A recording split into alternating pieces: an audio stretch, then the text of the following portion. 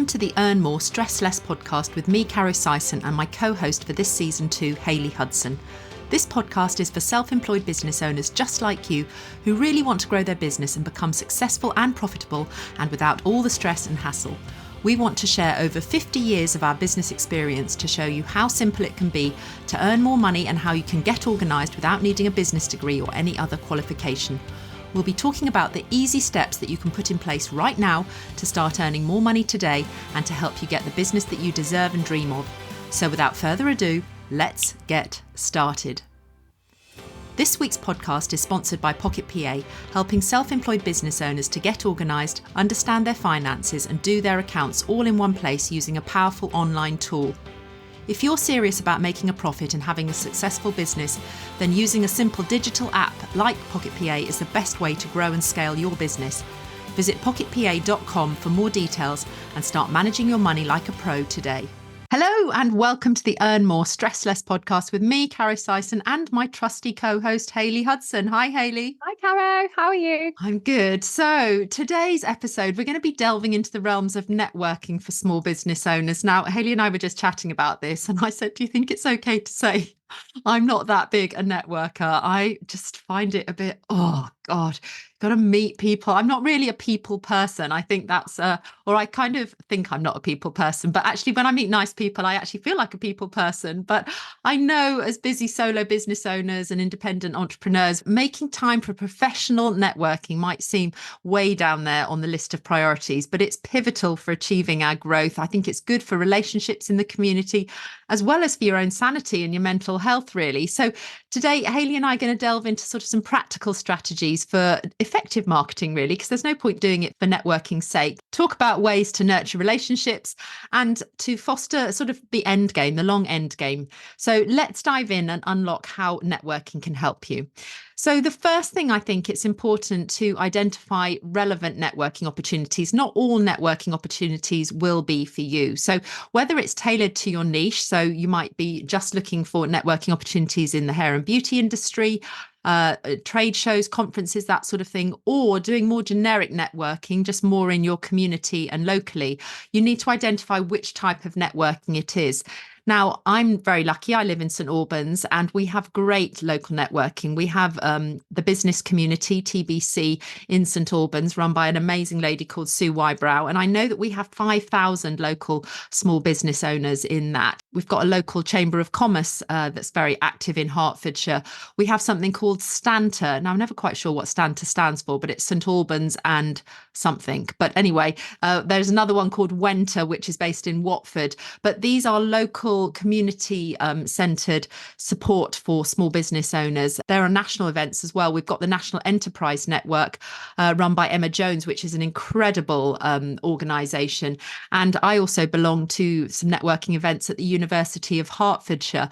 So Hayley, do you have local or other things that you can suggest? Do you do any local networking? Don't do a lot of local networking, but I do tend to attend quite a lot of the larger networking events in London and the big cities and things like that. But I think if for the people who are listening in terms of hair and beauty, I think there's some really good local ones that you can get involved with. I got invited along to the Mums in Business one by their founder, Leona Burton, who I actually met at one of the events that I was attending. So we met and we met outside the toilets, actually. You know, you can end up meeting the most incredible people. And I was like, I recognised your face. I actually thought she just looked like a friend. I didn't really know who she was. I'm not very good at being a fangirl. I just sometimes don't put two and two together as to who somebody is. So anyway, ended up chatting and coincidentally she was living at the time somewhere where we'd been spending a lot of time in the south of Spain. So anyway, I was like, oh, you've got a business, have you? Okay, that's really nice. Let's talk about this area. Because we've been there. So, and then I found out actually what Mums in Business was. It was this huge international Mums in Business event, and she was like this really big thing. And I was like, oh, we've been chatting outside the toilets, and we went for lunch together and stuff, and it was really nice. So anyway, I ended up going to one of her events. She invited me over when she was back in the UK on her tour. And I think, they can be really, really good. I know that they've got them in most cities. So, and they're not very intimidating ones. So I think if you're starting out, in networking, some of them can be, a little bit intimidating. So, especially people who are in the hair and beauty world, you might not be used to it. And I think just getting in a room where there's a lot of your ideal client, essentially. So the great thing is about hair and beauty is most women who have got hair or skin or nails or whatever, which generally tends to be most of us, are your ideal client. So go and get yourself into any of those rooms that you feel comfortable, and go and chat to people, because the great thing is they're going to turn around and say, "Oh, hi, and what do you do?" And then you lead in with, "I'm a hairdresser," or, "I'm a beauty therapist," or whatever. And I think, 9 times out of 10, when you say what you do, people are going to be interested. So have a card handy, or, make sure you've got your QR codes or whatever, so they can go straight through to your Instagram profile or wherever you tend to hang out online. Or you even have like a little cheeky discounted code. So we have some cards that say, get 25% off your first appointment. So, loads of my clients were gotten like that. I know even when I was young, in my teens and in my early 20s, I'd go out downtown, I'd have a stash of cards in my handbag, and in the toilets, in the clubs and the pubs, I'd be like, "Oh, your hair's nice, da, da, da, da, da. Yeah, oh, do you want to borrow this or whatever? Oh, I'm a hairdresser, here's a card, you should come and see me." So it doesn't really matter where you are. I think we've actually got an incredible opportunity as hair and beauty pros, as I've said already, is because we can make anywhere our networking club. I know that's slightly off topic, but don't just necessarily think you've got to go to an event. I think when you're, a mentor or a coach or something like that, for me, moving into a different world, I have to go and find my people. But actually, as a hairdresser, it's not until we had this conversation earlier that I'm like, I just made, the pub toilet into my networking room, so go out there and just talk to people, essentially. Yeah, exactly that. And networking doesn't have to necessarily be face to face. I think certainly since COVID, the whole online world has opened up massively to us. And there are loads of online platforms now where you can leverage your networking opportunities, whether that's social media networks to expand your professional network, or you want to reach wider audiences through LinkedIn, Instagram, Facebook groups, that sort of thing. So networking can be done in lots of different layers and lots of different ways in a way that actually suits you. So I'm better being able to see people, but sometimes to warm up, I might need to sort of have some conversations just through messaging and stuff to actually get an idea. And I like to check out people's sorry, book face. Oh no, it's Facebook. Yeah. Sorry, I'm just getting such a muddle over the words. Anyway, I like to actually stalk people and have a look on their Instagram profile or on their Facebook page to be able to see if they're my sort of person before I might reach out and perhaps send a message, a direct message to them. So it's possible to do network on lots of different levels and in a safe space that feels comfortable for you. Do you use any social media platforms, Hayley, or business platforms for networking like LinkedIn? Is that one of your things? Yeah, I'm on all of them. I'm not as active on LinkedIn as I tend to be more on Instagram and Facebook. I think there's a lot of groups on Facebook. I think sometimes people think that Facebook's, a little bit dead, but actually it's a great place. I think it's fantastic for building a business community and interacting in people. I know loads and loads of hairdressers and beauty therapists that have gotten really busy just from like the spotted local pages and things like that. It's really good to keep an eye on things, and don't be afraid to put your own name on something as well. If somebody's looking for, a hairdresser or beauty professional or something like that, don't be afraid to actually, shout yourself out there and get on there. But yeah, I think the other thing to remember as well, like on Instagram, engaging in other people's content is, just as powerful. So, by going and liking someone's post or commenting someone's post, make sure if you are commenting on someone's post, it's something specific, not too generic, that makes it look like you've taken the time to, actually look at what they're posting. It's like dropping a little business card all over the place, isn't it? If somebody taps on you and does a little bit of a like or a comment, 9 times out of 10 you'll go to their profile and have a look and see who they are. I think it's really, really powerful, definitely. And all of that is networking. You're just networking with your fingers instead of your feet, and you're sort of doing it at a time that's convenient for you. And like you say, just dropping little authentic comments that aren't sort of too cheesy or whatever. If if something resonates with you, then just that they've probably got something in common with them. And then then that will usually lead to somebody coming in, having a look at your profile, and perhaps you becoming Facebook friends or Instagram buddies and followers, etc. But I think a lot of our listeners will be service providers and therefore work in local communities. So I think if we circle back to the importance of local business networking events and meetups, to build those relationships with other fellow small business owners. I think that that's a really important thing. And as I say, St Albans has got a great business community, but there are lots of breakfast groups. If you're just setting out and you think you don't have enough time, have a look at some breakfast groups. I know not all of them. There are some BNI ones. I never quite know what BNI stands for. Do you know, Hayley? No, we don't No, know not that. at all. I've never been to one actually. Have you? Have I you have been to one? actually. Yes, I have. When I used to do mortgage broking, I used to go, and you can only have one of each of your industry in it. I probably sound really ignorant, having gone to a meeting and have forgotten what BNI stands for, but they can be really great for different tradespeople and for different professions and stuff. And I know that a lot of business does change hands at the networking group. So you go along and you're all there for a couple of hours, and you have a breakfast as around a table, and then each of you gets to stand up and share referrals to other people in the group. I think it's quite KPI orientated. I think you do need to be giving a certain number of referrals, and that can seem quite pressurized. It wasn't an environment that I particularly enjoyed or felt comfortable in, but I know that a lot of people do really, really well in some of those BNI breakfast groups. But there are also other groups that focus around a lunch or something like that. Women in business as well have groups that go on regularly across the country. I know Athena, they're two specific ones for women. Hayley and I, we met at a networking event, the Big Festoon, with Danny Wallace, and I can't big it up enough. Danny is incredible, and we met there and have had a great time. I'm going on to Ideas Fest, which is another it's not necessarily a networking event, it's an ideas festival, but there will be networking going on. Any of these informal events that happen where you meet other people, that is all classified, I suppose, under that umbrella of networking. I also belong to Enterprise Nation, as I mentioned earlier, run by a lady called Emma Jones. And they have both online and offline learning opportunities. I know in January they have an annual startup event in January in London, and then they have regional events throughout the year. And that's a fantastic place if you want to go and rub shoulders with other small business owners, if you want to listen to lots of really inspiring talks, conversations from different founders about their journey, and loads of different business networking topics. So that's a really great face-to-face one. It's very, very affordable. I know not everybody is in London, but it's definitely worth a trip down in January for that weekend. Or you can actually just buy a ticket and watch it online. They've moved it to an online event now. What are some of your favourite networking tips, Hayley, when you go to an event?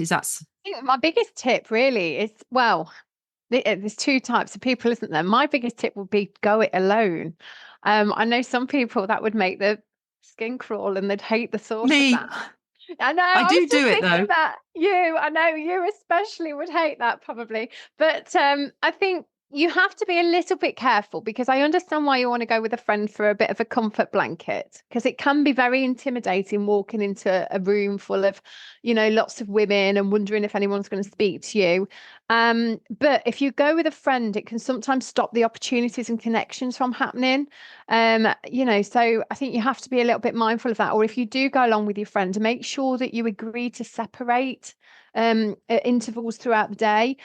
Because like I say, I think, I have gone to events and ended up meeting, I haven't actually gone with a friend, but I've ended up meeting people through the networking or through the events. So I don't actually tend to go to networking events as such, but like you were just saying, I go to events which I network at these events. So, and I met this one particular lady, and we got on like a house on fire, but I came back and I'd not met anybody else, and you have to be really, really careful. That was like the least productive event that I'd ever been to. But I mean, we're still very good friends now, and, we're almost like business besties.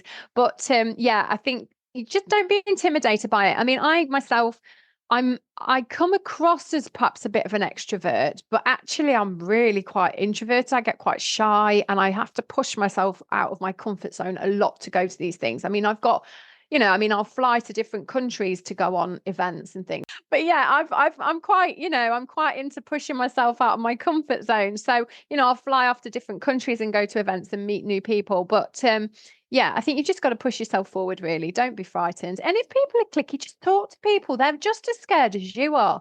I think that's all you've got to remember is people are all frightened. They're all intimidated. Even the real confident ones sometimes aren't deep down. So just go and speak to the person. And you know what? If they snub you or they're a bit clicky, it just means they're really underconfident themselves. Don't be put off by it. It just means that they don't actually have the confidence themselves to talk to you. So, just think, oh dear, poor you, and go off and talk to somebody else who might be a bit more friendly. Yeah.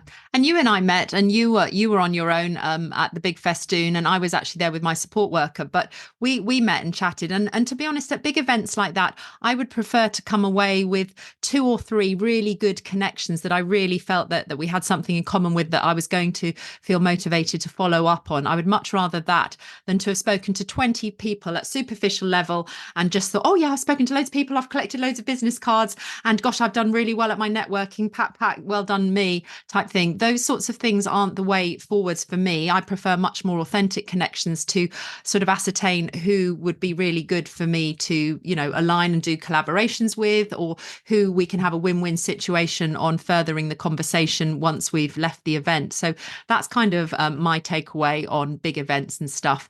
I think one of the big tips when you also go to these events is to remember to actually give more than you receive. So go with the idea that you're building a relationship. You've got 2 ears, 1 mouth. So make sure that you do it in that proportion, and you do lots of active listening, and take on board exactly what the other person is about. And I also think we need to focus on the importance of offering value and building genuine relationships when networking as a small business owner. So I think when you're looking for your networking opportunities, you're perhaps looking for people that you can do something with that have got complementary services or expertise.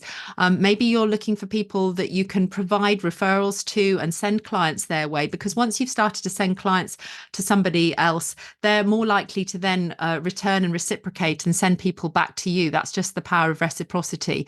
And I think actively listening to the needs of the people that you're networking with to see where you can make good fits and send people their way, they will also do the same. And as I said, I prefer to meet 1 or 2 people than have been this social butterfly. It's not likely that I'm going to turn into a social butterfly, so I won't have met 10 or 20 people. I will probably just focus down on a couple.